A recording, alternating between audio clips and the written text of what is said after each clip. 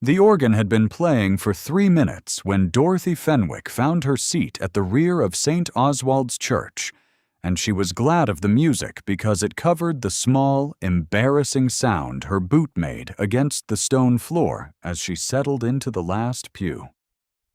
She had worn her plainest dress.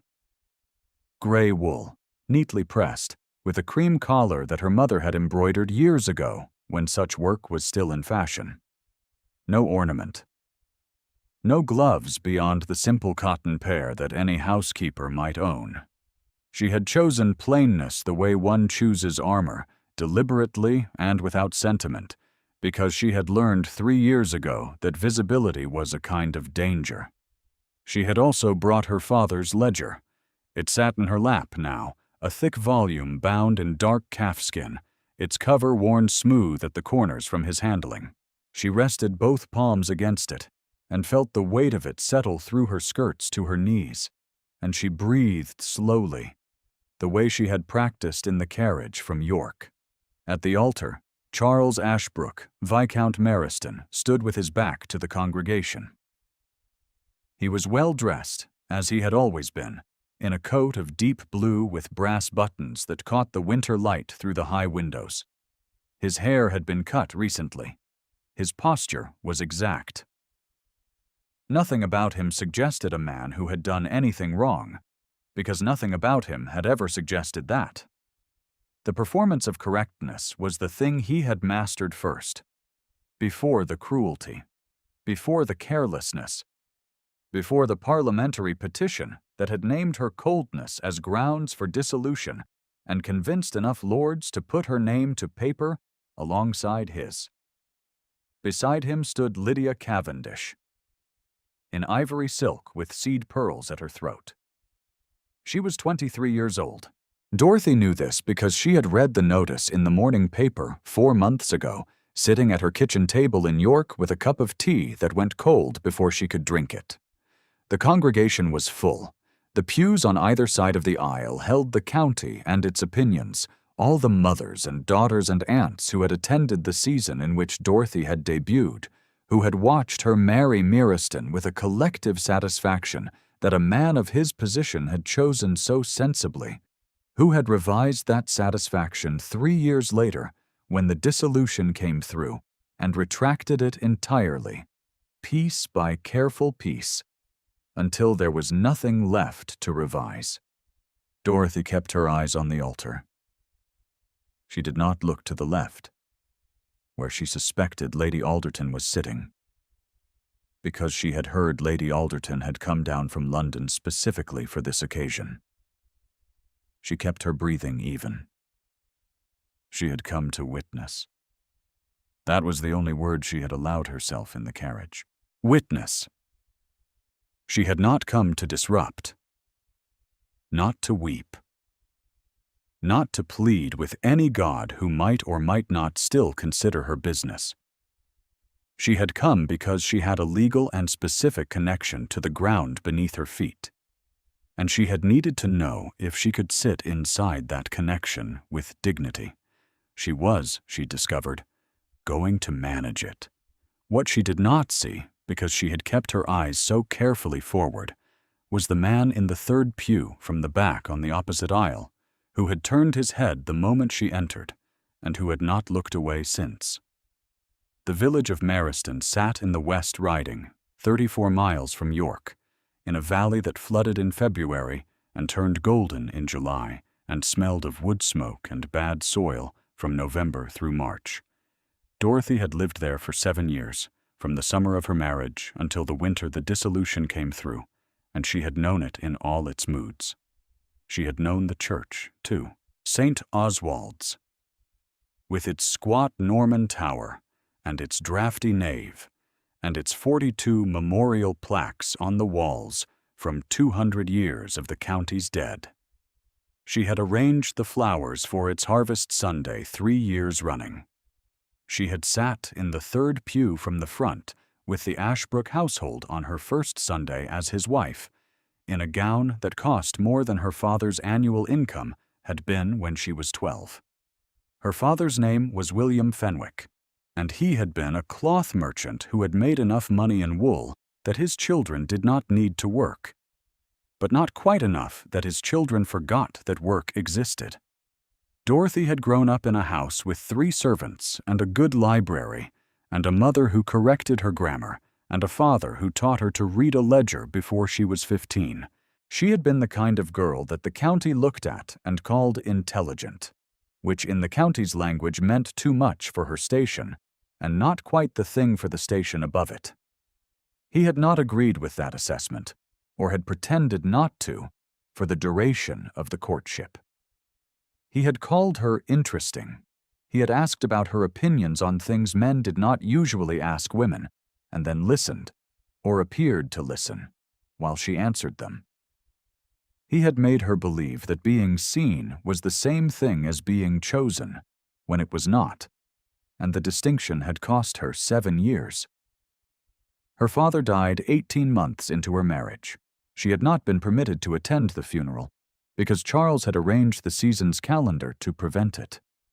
It was not the worst thing he had done, but it sat in her chest like a stone in water, worn smooth and permanent by time. When the dissolution decree came through and she returned to her father's house in York under her mother's quiet management, she found his papers still in order in the study, his desk exactly as he had left it, his ledgers shelved by year along the south wall. She had sat down in his chair on a Tuesday afternoon in January and read every one of them, because she needed to understand what she had inherited and what she had not. The church mortgage had been in the 3rd ledger from the left, recorded in her father's precise hand as a sum extended to the parish of St. Oswald's for repairs to the tower, at 4% simple interest, secured against the property of the church itself. The parish had never repaid it. Her father had not pressed. The debt had passed to her mother, and from her mother, who died the following spring, to Dorothy as sole surviving heir. The solicitor in York, a precise and decent man named Mr. Dean, had confirmed it in a letter that arrived on a Thursday in October, in terms that were technically neutral and practically astonishing. She held the mortgage on the church where the Viscount was, at this moment, attempting to marry Lydia Cavendish. She had not known what to do with this fact for 2 weeks. She had sat with it the way one sits with a coin found in the street, feeling the weight of it, uncertain of its value, not yet ready to spend it or surrender it. She had walked the rooms of her father's house during that fortnight in a manner her housekeeper, Mrs. Pilch, had noted with the restrained concern of a woman who had known Dorothy since girlhood and understood when to hold her tongue. Dorothy had eaten her meals alone, and read, and occasionally stood at the parlor window looking at the street below, as if the answer were a thing that might pass by on foot if she waited long enough. She had asked Mr. Dean whether the mortgage holder had any right to object to the use of the property.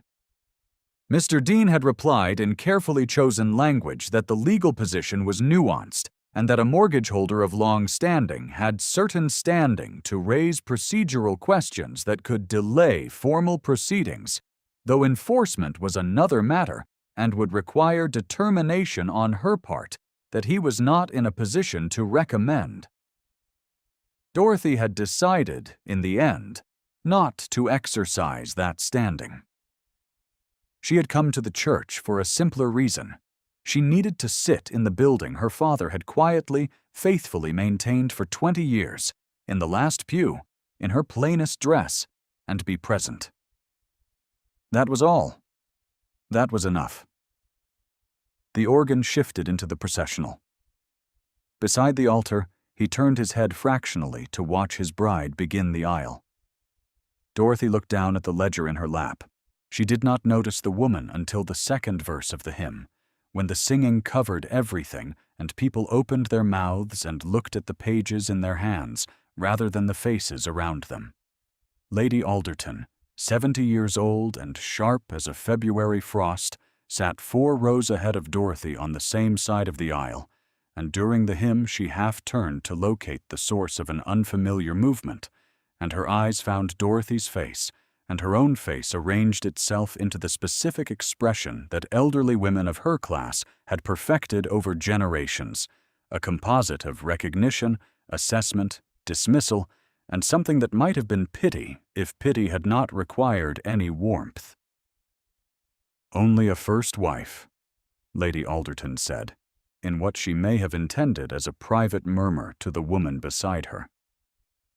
The acoustics of St. Oswald's were not reliable. Dorothy heard it clearly in the pause between verses. The woman beside Lady Alderton made a small sound, half assent, half reprimand, and then everyone was singing again. Dorothy kept her eyes on the page. The ledger in her lap was cool and solid beneath her palms. She pressed down on it gently and sang 3 words of the hymn before her throat closed, and she stopped and held the silence behind her closed lips instead. If you are the kind of person who watches carefully rather than performing watchfulness, you would have noticed, in that same moment, the man in the third pew across the aisle set down his hymn book entirely. Julian Cole, Earl of Hartfield, had attended the wedding at the written request of his aunt, Lady Alderton, who had told him in her letter that his continued absence from society was becoming a topic, and that he owed the family the courtesy of appearing presentable in public at least twice per year. He had come because ignoring Lady Alderton was technically possible and practically very difficult, and because he had nothing of particular importance to do at Hartfield in November except manage the estate accounts and refuse callers, which he could do any other week. He had not expected to see Dorothy Fenwick. He had met her once, 4 years ago, at a dinner in London when she was still Dorothy Ashbrook, and he had sat 2 places from her and watched her navigate a conversation about agricultural reform with a precision and a gentleness that had made him think, briefly, that Ashbrook was a luckier man than he appeared. He had heard about the dissolution from his man of business, who mentioned it as one mentions a weather event, with neither judgment nor interest. He had thought about it once or twice in the years since, in the vague and unspecific way one thinks about evidence of other people's unhappiness. He had not thought she would come here. He watched her hear Lady Alderton's remark, and not flinch. And something in his chest shifted without his permission. The ceremony continued. Dorothy did not look up again. The vows were exchanged. Reverend Hobson read the appropriate words. The register was signed, and Lydia became Viscountess Meriston in front of 4 dozen witnesses who applauded with the particular warmth of people who have already decided what to think. Dorothy watched the couple turn to face the congregation. For a moment she and Charles were in the same line of sight, and his eyes crossed the nave and landed on her face and went perfectly still. It lasted perhaps 2 seconds. Then he returned his attention to his bride and his smile and the walk back down the aisle. Dorothy rose with the rest of the congregation. She was preparing to take the side door, the smaller door that opened onto the east yard, when she felt someone at her elbow. A man of 50 in a fustian coat, with a document case under his arm, and the particular manner of a person engaged to deliver bad news politely. "Miss Fenwick," he said, in a voice pitched for her alone. "A moment, if you please. My name is Potts. I represent the Viscount Meriston's household." She stood still. Around them, the congregation filed past in the other direction, toward the main doors, toward the cold sunlight and the carriages and the wedding breakfast that would happen in the great house without her. No one looked at them directly. "I am aware," said Mr. Potts, "that you hold a financial instrument against this property." "I hold a mortgage," Dorothy said.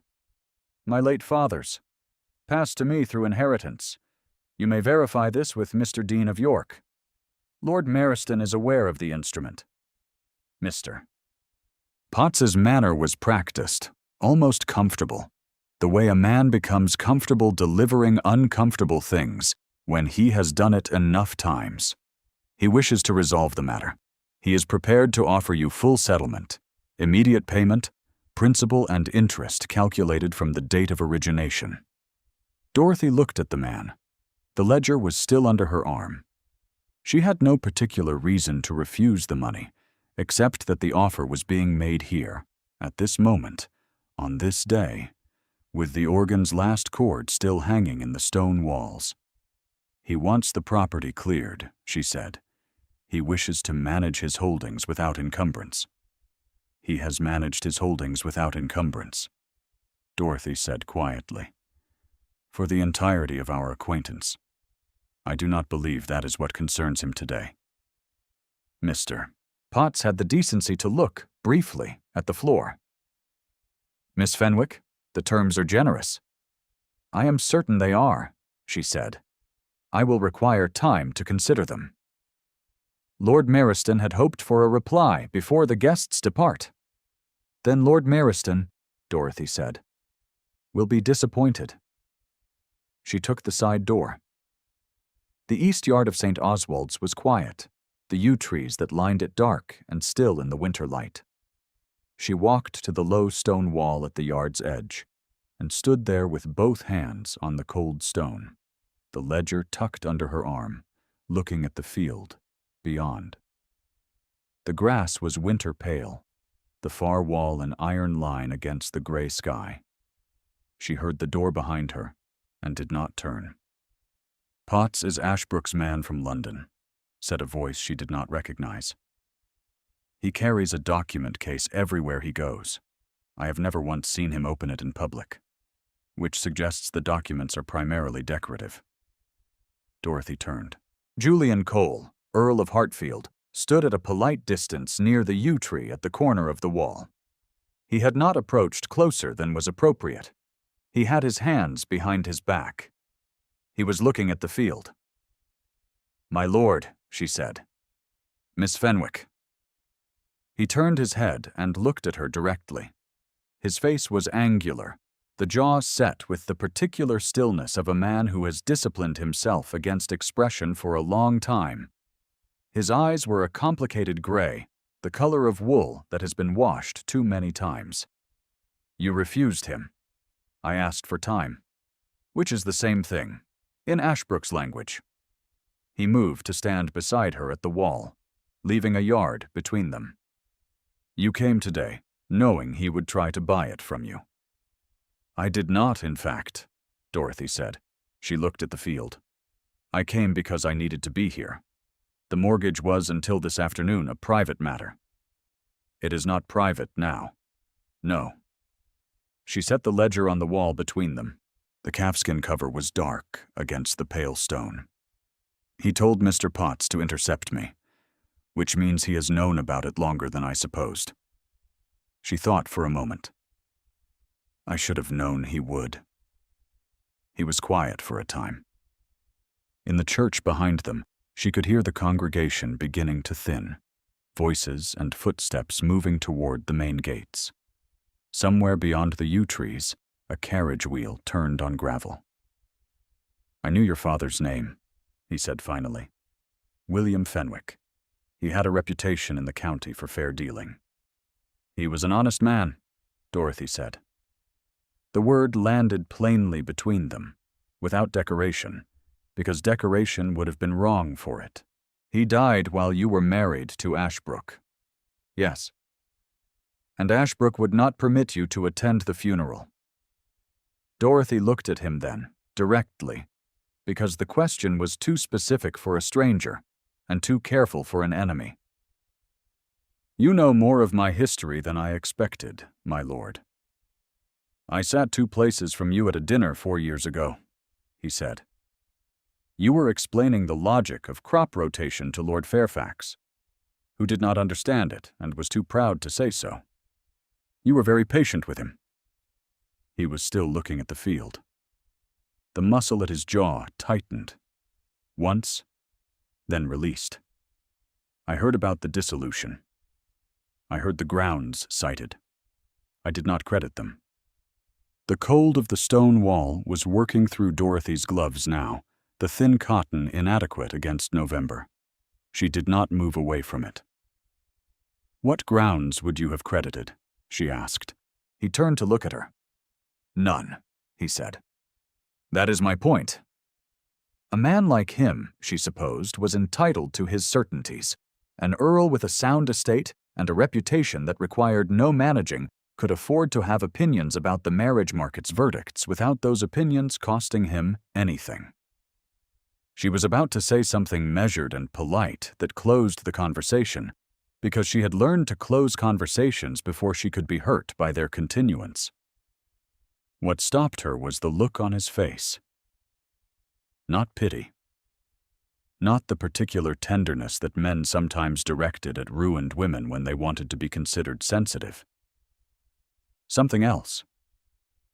Something that looked, if she was reading it correctly, like recognition of a specific and private grief.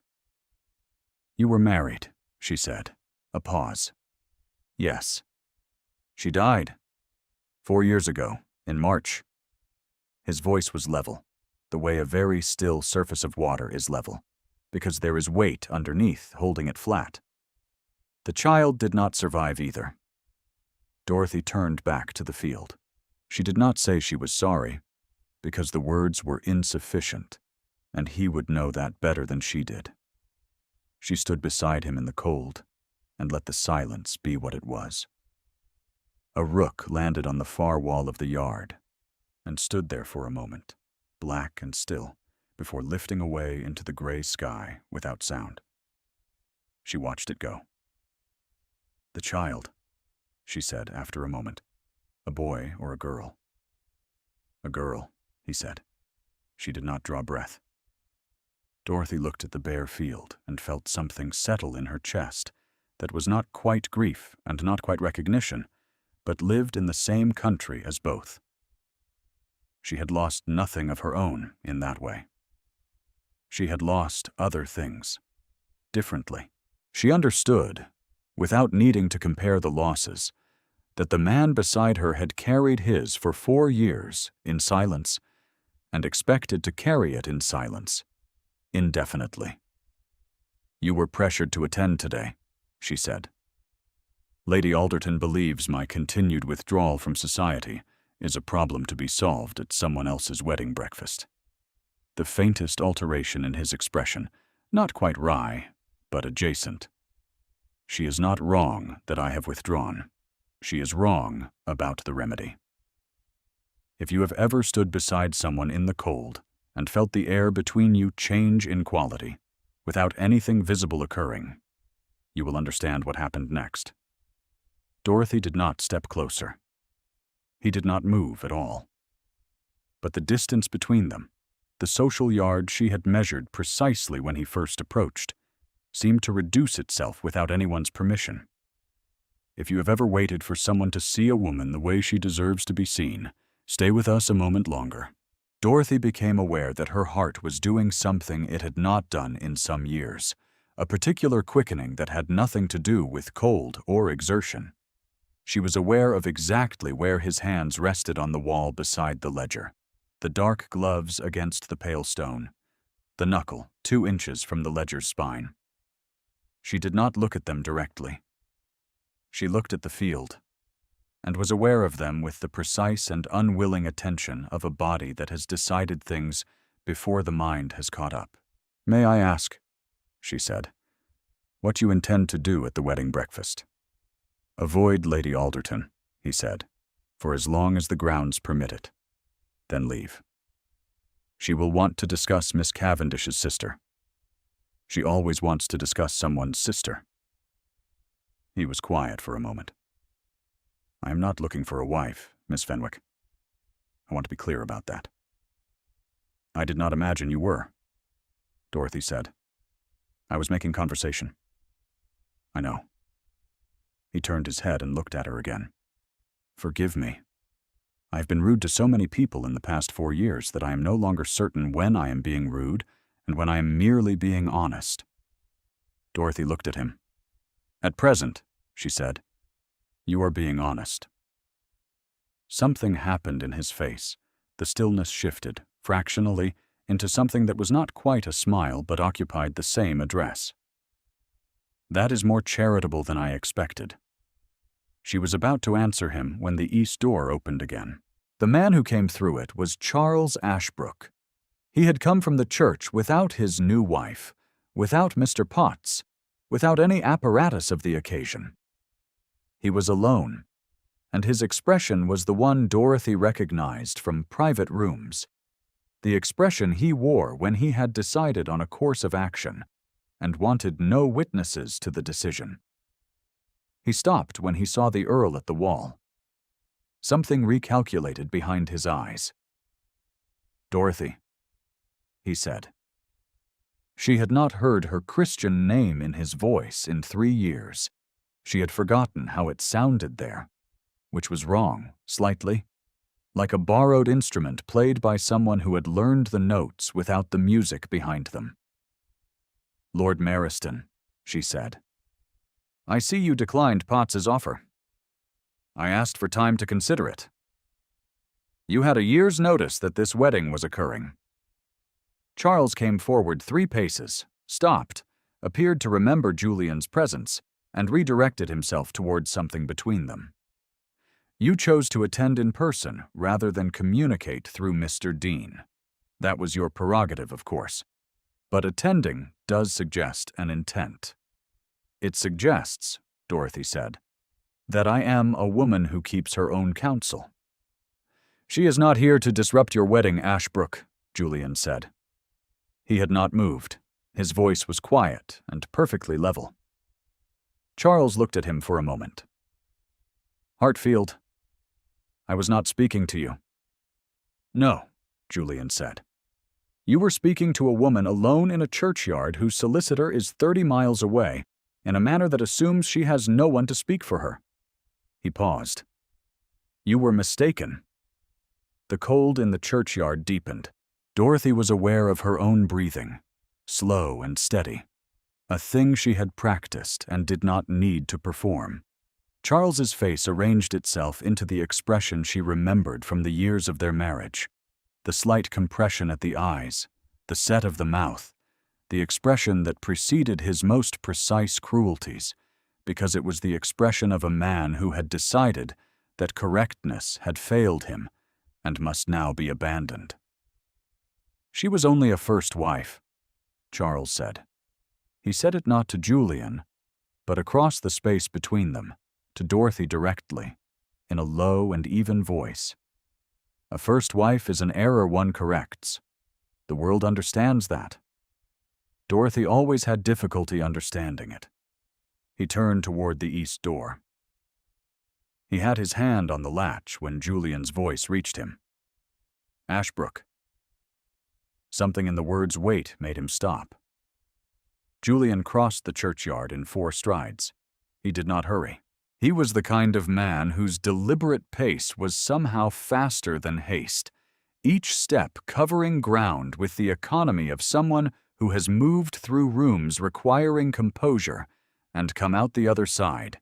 He came to stand beside Dorothy at the wall, and he was half a step in front of her, not behind her, and not obscuring her, but present in the particular way that alters the geometry of a space. The east door had opened again during Charles's speech. Lady Alderton stood in the doorway. Beside her, the young woman who had been Lady Alderton's companion, and behind her, Reverend Hobson, and behind him, 2 of the wedding guests who had heard voices in the yard and come to see what voices in churchyards signify. Dorothy took all of this in without moving her head. She was very still. "She is not his first wife," Julian said. He said it clearly, in the cold air of the east yard, in a voice that carried to the doorway without effort, the way a calm and certain voice always carries farther than a loud one. "She is mine." The silence that followed was the particular silence of a statement that could not be unsaid. Charles looked at him. His face had gone still in a way that no longer resembled composure. Julian looked back with the exact and patient attention of a man who has nothing to apologize for and is in no hurry to explain himself. "Hartfield," Charles said after a moment, in a tone that was attempting to locate irony and missing. "You cannot simply. I have said what I have said, Julian told him. Before witnesses. He did not look at the doorway. He did not need to. I intend to call on Miss Fenwick formally in York, with the full propriety the occasion requires. If you have a concern about the mortgage her father held on this property, you may address it through her solicitor, Mr. Dean, in the usual way. His hand moved, a small and specific gesture, not reaching for Dorothy but placing itself on the wall beside the ledger. 2 inches from her hand. Close enough to be intentional. I suggest you return to your guests. Charles looked at Dorothy. Dorothy met his gaze with the particular composure of a woman who has practiced it until it became the truest thing about her face. She did not speak. She did not need to. He went inside. The door closed. Lady Alderton remained in the frame a moment longer, her face doing something that Dorothy could not quite read at this distance, something between calculation and a very old recognition. Then she too withdrew, and the east yard was quiet again. Dorothy was aware that her hands were trembling slightly, a small and private tremor. The kind the body produces when it has been holding something for too long and is finally permitted to set it down. She pressed her palms flat against the ledger on the wall and breathed. Julian did not mention it. He looked at the field. After a time, he said, I spoke without asking. Yes, Dorothy said. I would ask now if you will permit it. He turned to look at her. There was nothing performative in his face, no triumph, no expectation.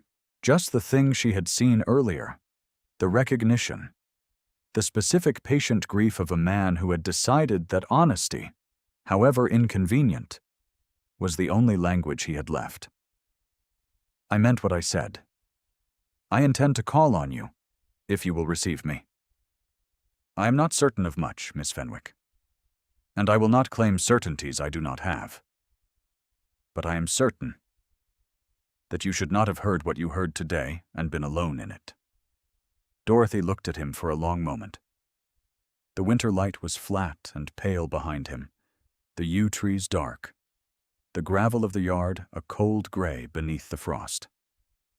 He was not, she thought, a man who would make things easy. He was a man who would make things honest, which was a different and in some ways harder gift. You may call on me, she said. On Thursday, if that is convenient. I am generally in the mornings. He nodded once, as if this were settled. She supposed it was. The wedding breakfast was happening without them on the other side of the stone wall, in the great house where Dorothy had once arranged the music and ordered the kitchen, and believed herself, for a season, to be home. She felt no grief for it today. She felt instead something quieter and stranger, the particular sensation of a weight being redistributed, not removed, but shifted to a place where the body could carry it differently. She picked up the ledger from the wall. I will write to Mr. Dean, she said, about the mortgage. You are not obligated to settle it. I know. She held the ledger against her side, her arm over it. But I'm going to. Not because he asked me to. She looked at the east door, closed and unremarkable in the gray November wall. Because my father never meant it as a weapon. He meant it as support for a parish that needed it. I would like it to be that again. Julian looked at her. The complicated gray of his eyes had something in it she could not quite name, but it was warm, and it was real, and she was not going to pretend she had not seen it. I will walk you to your carriage, he said. She did not refuse. They went through the gate at the south end of the yard and into the lane where the hired carriage stood waiting in the cold. The driver had the patience of a man paid by the hour and did not look at them. Dorothy stopped at the carriage step and turned. The lane was quiet. the sounds of the wedding breakfast reaching them only faintly from behind the stone wall of the great house. "You knew what you were doing in there," she said. "The consequence of it." "Yes." "Lady Alderton will have something to say." "Lady Alderton always has something to say," Julian said. "It has never, in my experience, prevented anything." He stood at the carriage door with his hand resting on the frame, not preventing her departure, simply present. "I meant what I said. Thursday, if that suits you." "It suits me," Dorothy said. She climbed the step and settled into her seat, and the door closed, and she heard his footfall retreat on the gravel. The carriage began to move. She did not look back through the window, because looking back was a habit she had decided, 3 years ago, to break.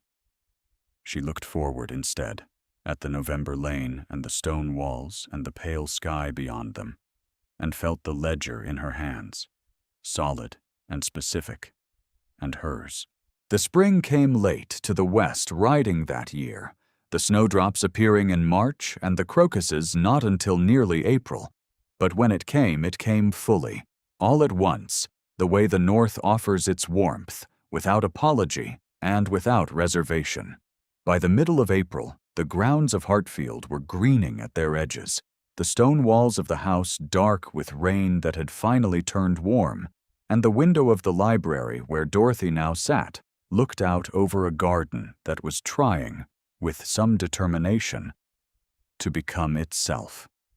She had her father's ledger open on the desk beside her correspondence, not for any practical reason but because she had been reading the entries, the particular precision of his hand, the dates and figures, and the occasional margin note where he had recorded something that interested him beyond the numbers.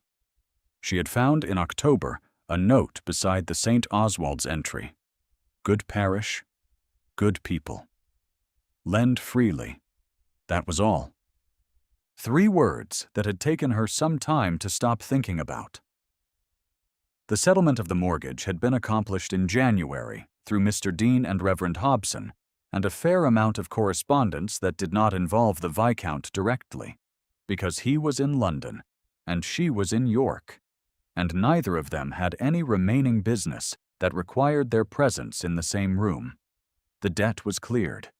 She had signed the instrument over to the parish in a form that Mr. Dean had described as unusually uncomplicated, which she took as the highest compliment a solicitor had ever paid her.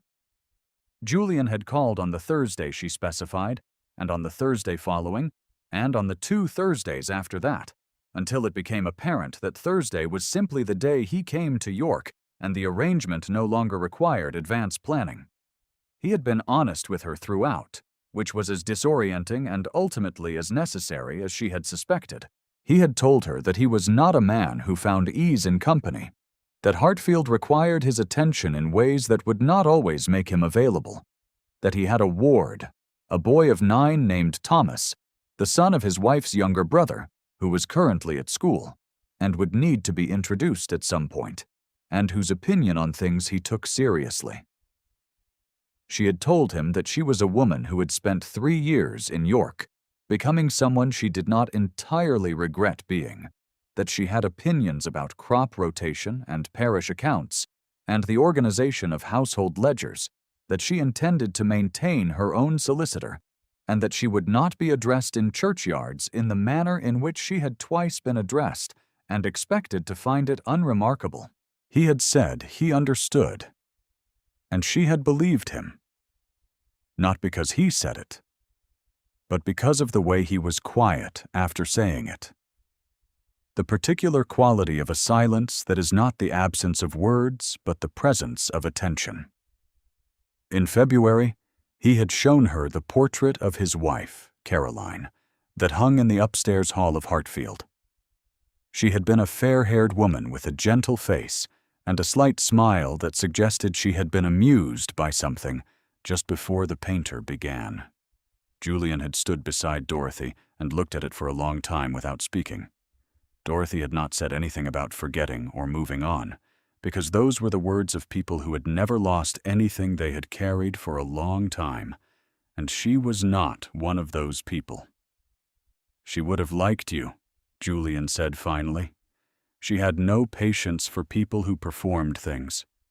Dorothy had taken that as the gift it was. On a Tuesday in April, they were married in a small ceremony at the church in the village nearest Hartfield, with Thomas present in a new coat that was slightly too large for him, and a vicar who did not know either of them and performed the service with a pleasant and impersonal efficiency. Thomas had shaken Dorothy's hand afterward with the formal solemnity of a 9-year-old boy who has been told this is an important occasion and has taken that instruction more seriously than anyone anticipated, and then quietly asked her if she knew anything about the management of fishing lines, which she did not, but had said she was willing to learn. The expression on Julian's face in that moment was one she thought she would carry for a long time. Lady Alderton attended, because she always did, and made a remark at the wedding breakfast about the occasion being somewhat lacking in ceremonial ambition, and then ate 3 portions of the almond cake and said nothing further. It was, Dorothy thought, the most gracious thing Lady Alderton had ever done for her. Dorothy sat at the writing desk in the library afterward, in the late afternoon light that came through the tall west window and lay across the floor in long, pale bars, and opened the ledger one last time.